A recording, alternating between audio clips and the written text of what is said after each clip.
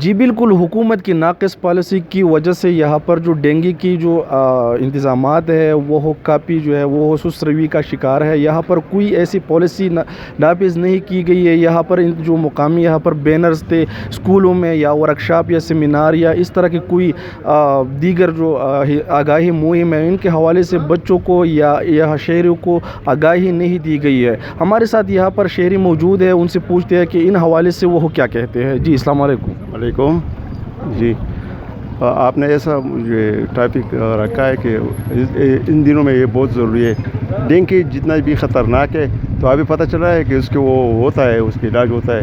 اس کے باوجود اگر حکومت کو چاہیے، محکمہ صحت کو چاہیے کہ وہ اسکول میں ورکشاپ رکھے، کالجوں میں رکھے، اسپتالوں میں، ایسے گاؤں میں رکھے کہ اس کی روک تھام کیا ہے، تو اس تعبیر سے وہ ہو سکتا ہے کہ وہ ختم ہو جائے گا۔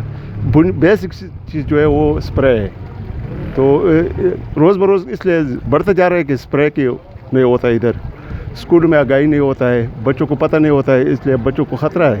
پہلے سے ادھر کا زیادہ تھا، کم تھا، ابھی زیادہ ہو گئی ہے، تو اس کے لیے بیسک بات ہے کہ وہ اسپرے کر لے اور ورکشاپ جگہ جگہ ورکشاپ رکھے۔ Thank you.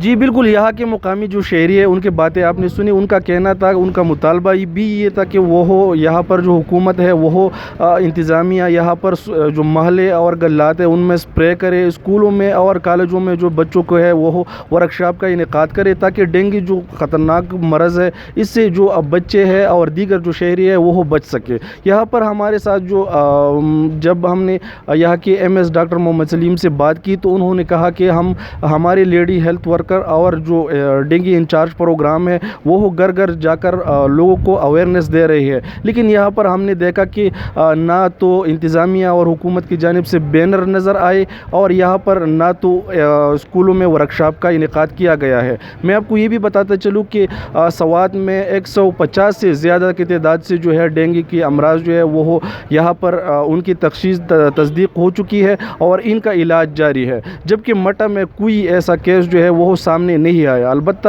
ہو سکتا ہے کہ منگورا میں ایسے کیسز سامنے آ سکے۔ جی